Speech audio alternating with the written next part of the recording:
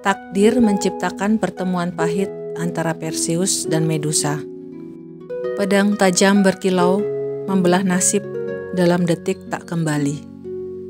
Pertemuan sekaligus perpisahan. Dua jiwa terikat dalam legenda.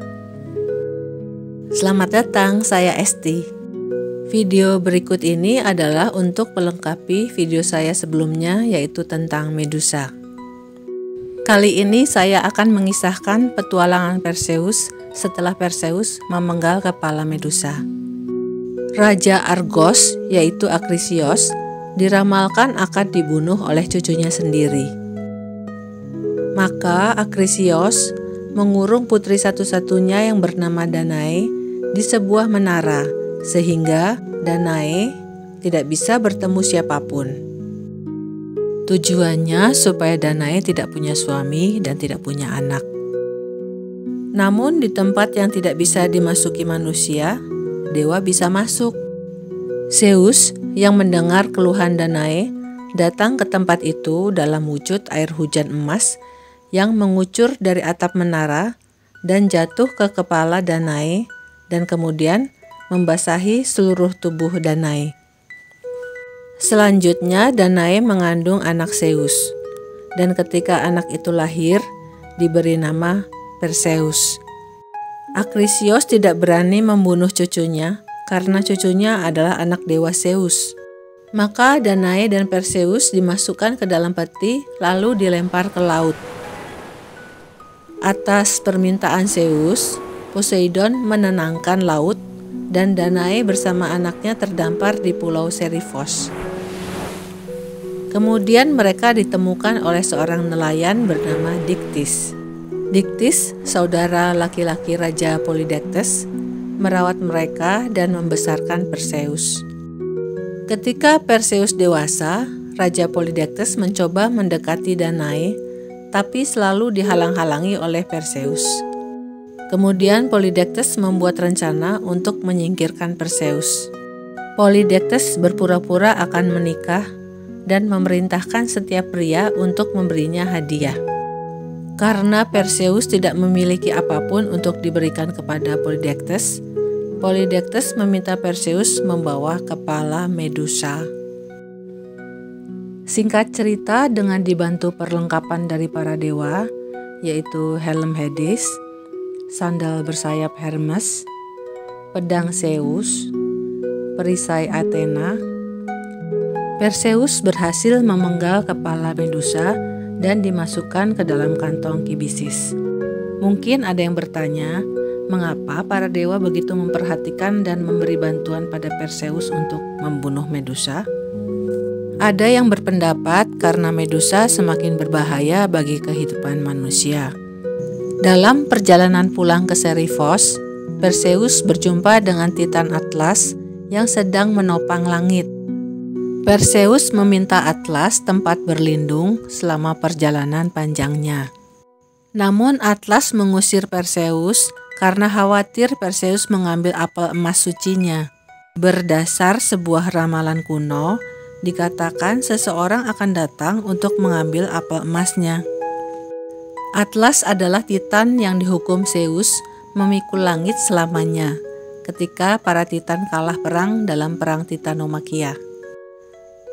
Perseus marah karena Atlas tidak memberi perlindungan selama perjalanan panjangnya. Lalu, ia mengeluarkan kepala Medusa dari kantongnya dan menunjukkannya pada Atlas. Maka berubahlah Atlas menjadi batu pegunungan Atlas yang melintasi Maroko, Aljazair, dan Tunisia. Konon Atlas adalah filsuf ulung, matematikawan, astrolog, dan astronom.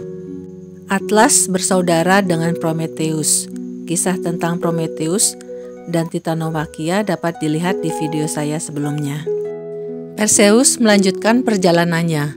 Darah Medusa yang masih menetes jatuh di gurun di Libya dan berubah menjadi ular-ular berbisa. Kemudian Perseus melihat seorang gadis yang dibelenggu rantai di sebuah tebing di laut. Perseus mendekati gadis itu dan bertanya mengapa ia dirantai. Gadis yang bernama Andromeda itu pun kemudian bercerita, Sambil menangis, Andromeda berkata bahwa ia adalah putri raja dan ratu Ethiopia, yaitu Cepheus dan Cassiopeia. Suatu hari, Cassiopeia membual bahwa Andromeda lebih cantik daripada semua bidadari laut atau para Nereid. Para Nereid tersinggung dan mengeluh pada Poseidon yang merupakan pelindung dan teman mereka.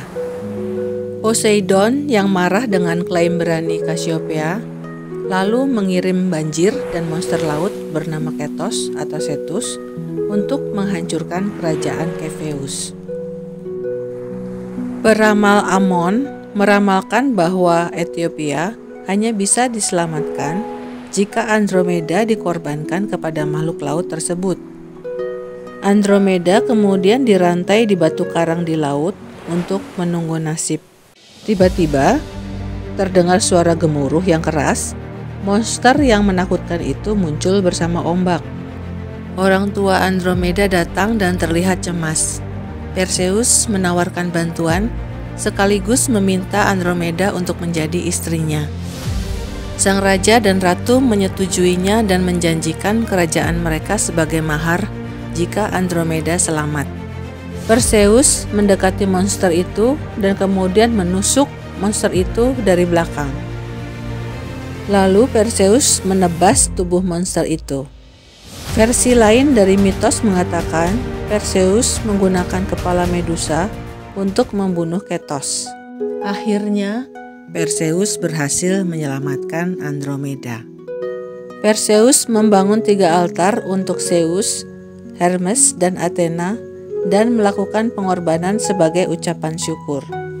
Perseus menolak mahar dari orang tua Andromeda. Ia sudah cukup senang bisa menikahi Andromeda. Tiba-tiba seseorang datang mengganggu acara jamuan makan pernikahan Perseus dan Andromeda. Ia adalah Phineus, saudara kandung Cepheus. Phineus menganggap Perseus mencuri Andromeda darinya.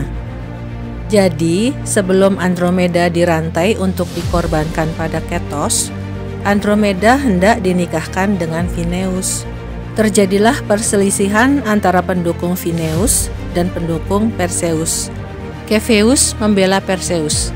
Katanya kepada Phineus, "Mengapa kamu tidak membawa Andromeda pergi dari batu tempat ia dirantai? Andromeda telah diberikan kepada seorang pahlawan yang menyelamatkan seorang ayah tua dari kehilangan putrinya." Kata-kata Cepheus membuat Phineus semakin marah dan melempar tombak ke arah Cepheus.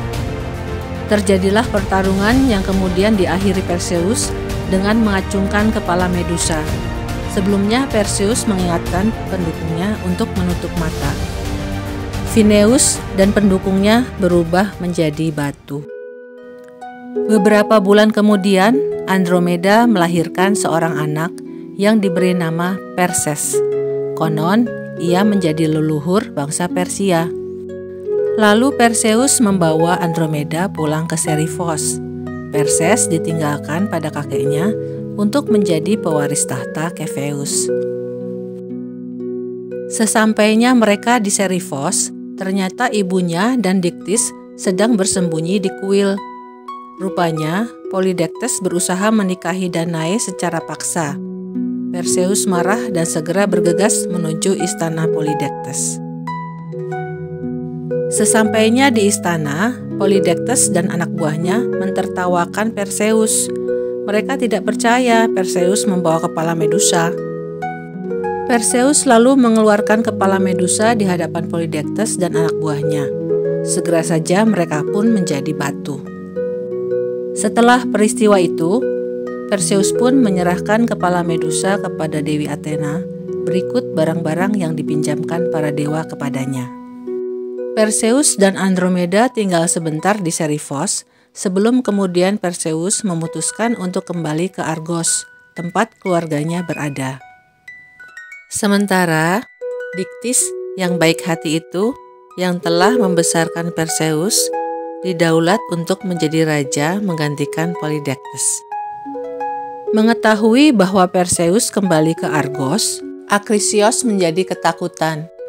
Takut akan dibunuh cucunya, padahal Perseus tidak ada niat untuk membunuhnya. Bahkan Perseus dan Danae berniat untuk pulang dengan damai. Akrisios melarikan diri ke Larissa di kota Tesalia. Perseus mengikutinya. Sementara Teutamides, Raja Larissa, sedang mengadakan upacara pemakaman ayahnya. Dalam upacara itu diselenggarakan perlombaan olahraga. Perseus ikut serta dalam lomba lempar cakram.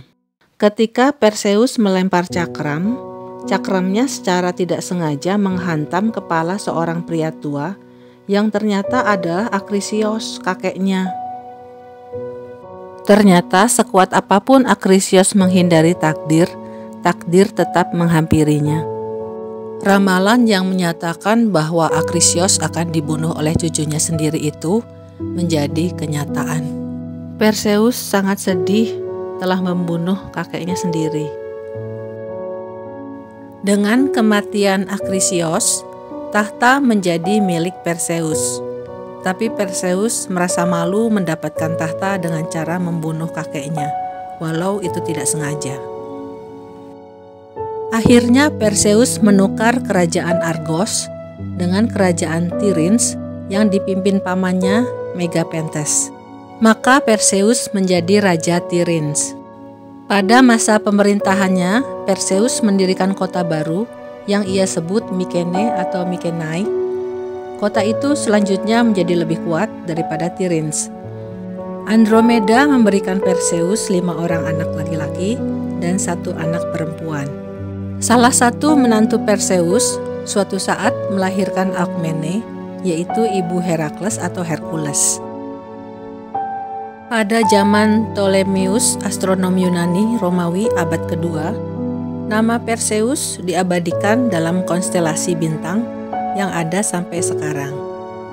Bersama nama-nama lain yaitu Andromeda, Cassiopeia, Cepheus, dan Ketos atau Cetus. Dalam kisah Perseus ini, saya justru ingin menyoroti tokoh Akrisios yang hanya muncul di depan dan akhir cerita. Betapa kuatnya ia berupaya, seperti yang sudah saya uraikan sebelumnya. Salah satunya adalah membangun menara dari perunggu atau kuningan dengan 1 pintu yang selalu dijaga agar tidak ada orang yang bisa memanjat dan menemui Danae. Betapa hatinya tidak damai karena berusaha menyingkirkan Perseus. Padahal ketika Perseus lahir, harusnya dia senang karena ada yang meneruskan tahtanya. Karena sebelumnya dia khawatir karena tidak punya anak laki-laki. Andai saja Akrisios bersikap lebih tenang, ia masih bisa menikmati kebahagiaan hidup bersama Danae dan Perseus. Sekalipun harus berakhir dengan kematian akibat lemparan cakram Perseus yang tidak disengaja itu. Apalagi Danae dan Perseus memiliki hati yang luas, tidak menyimpan dendam pada Akrisios. Kekhawatiran tidak menghilangkan masalah esok hari, tetapi menghilangkan kedamaian hari ini. Terima kasih sudah menyaksikan video ini. Semoga hatimu selalu dipenuhi kedamaian.